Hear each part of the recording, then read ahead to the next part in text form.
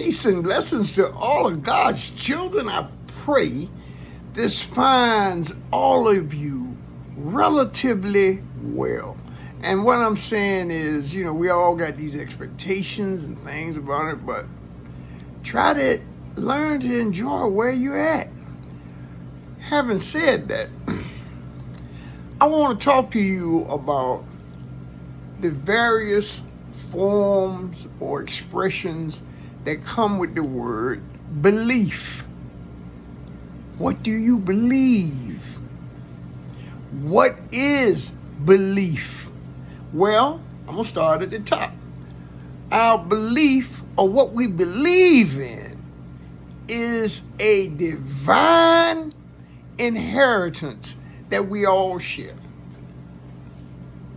There's some gifts that come from divine sources that are unique unto the individual. Well, belief is pretty much across the board. And if you search, just the New Testament alone, in the New Testament, the word belief comes up over 50 times, spoken by Christ the majority of those times. He just kept coming. And not only did he talk about what you believe before he did healing and everything, he has a lot of other information in it. I'm going to try to cover some of that today. And I'm going to start with Matthew 37, 57 through 58. And they were offended in him. But Jesus said unto them, a prophet is not without honor, save in his own country and in his own house. And he did not many mighty works there because of their unbelief. Listen, we all got a version of this story. I don't care what we do or what we're involved with. It's that person or group of people that say, oh yeah, I knew him back, when he was wearing diapers, he defecated all day long, changing diapers. He was a baby. You ain't gonna never let the person grow out of being a baby. I'm just telling you, in it, people will use the length of time that they put up with you to say that their authorities on throwing shade on you. All right, now, this is what Christ has said. A prophet is not known in his own, everywhere but his own country. We see that Bob Marley, he had to take reggae over in Europe somewhere. It was honored in Europe long before we started embracing it over here. But I digress. All right, Matthew 17, verses 19 through 20. Again, Christ then came to the disciples of Jesus apart and said, why could not we cast him out? And Jesus said unto them, talking to the disciples, because of your unbelief. For verily I say unto you, if ye have the faith as a grain of a mustard seed, ye shall say unto this mountain, remove hence, which means right now, to yonder place, go over there, and it shall remove, and nothing shall be impossible unto you. Listen. You can't have it. He's given through his teachings the power of our belief. We have a divine right to believe whatever we want to believe. I struggle with this for years myself. I would talk to people as if I was going to, in some way, cause their belief to change. It's not going to happen. It only happens when the person embraces their own faith through belief. See, belief leads into your faith. Faith, an acronym for finding and initiating truth honorably. Finding and initiating truth honorably.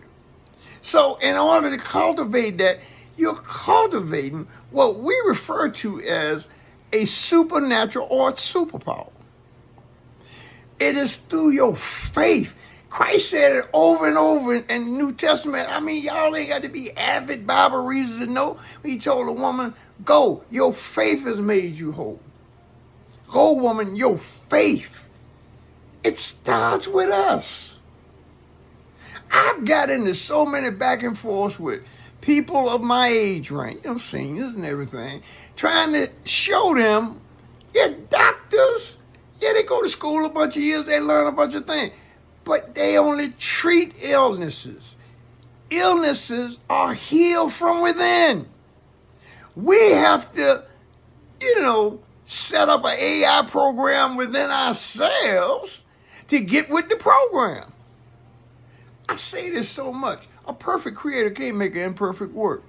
We come with a full download of everything we're going to need for what we're dealing with down here. If we would only seek it through God or our divine, or whatever avenue we take into our higher heights. Okay. Mark 9:24, and straightway the father of the child cried out and said with tears, Lord, I believe. Help thou mine unbelief. The father saw where it was essential, where he got in tune or got with it through his belief. Listen, we all have a number of episodes where we're talking to somebody and it's so evident of what we're trying to describe. But Percy Sledge in the song, When a Man Loves a Woman, said, loving eyes can never see. What we use love for, a lot of times, causes us to be blind to things. I have to talk about me. Now, I know y'all are dang. But let me tell you something. You better be ready to go down. You better be ready for serious undertaking. Love gonna hurt. Love gonna hurt. If it ain't hurting, you ain't in love. When you got grit your teeth and get in there. But okay. Now, Romans chapter 3, verses 3 through 4. For what if some did not believe? Shall their unbelief make the faith of God without effect? God forbid. Yea, let God be true, but every man a liar, as it is written, though thou mightest be justified in the sins and mightest overcome them, thou art judged. You get the gist of what I'm trying to express here, We must take the first step and knowing what we are capable of. And like all things in life, the more you exercise it, you become familiar. Familiarity leads into habits. And after a while, you're doing it with ease. Those are the steps. I pray something comes out of that. Learn to invest more in your belief. That's why they said, let your yay be yay and your nay be yay. If you ain't gonna but if you're gonna go in it, go hard. Keep your head to the sky. Don't let none of the things along the way keep you from aiming high. Peace and blessings to all of God's children.